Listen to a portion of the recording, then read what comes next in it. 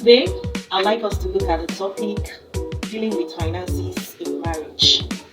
Dealing with finances in marriage. When we talk about finances in marriage, finance is a very important aspect of marriage. It plays a vital role, a very important role in every marriage. So then, what is finance? Finance is money being used to run an activity or a project. We can also say finance is the money available to a person.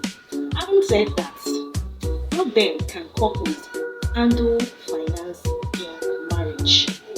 Number one, they need to understand the role of finance in the home. As couple, as husband and wife, you need to know that finance is very essential in your marriage. The way you handle your finance while you were single will be different from the way you'll be handling it now, because now you are now two, you are no longer one. So you must understand the role, the importance of finance in your marriage. When you understand how important it is, you know how to handle it much more better. Number two, avoid keeping monetary secrets from each other.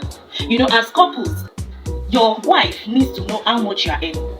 Your husband needs to know what you are earning, whether it's part-time income or full-time. You don't need to keep monetary secrets from each other.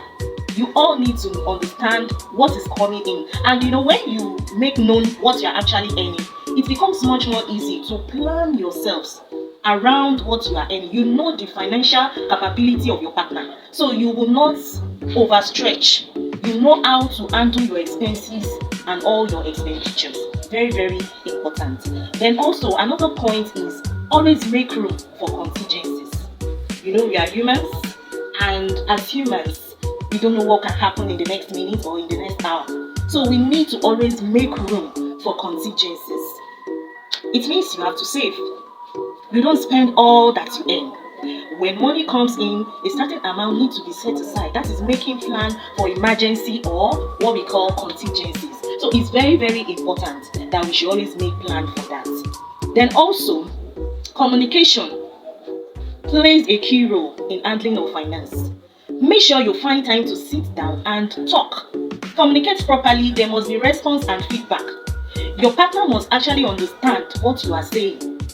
Anything that has to do with your finance, there must be proper communication. Even if there is going to be change in any plan, you must communicate with your partner, because it's no longer only you. You cannot just wake up and decide that this is what I want to do, and you do it without carrying your partner along.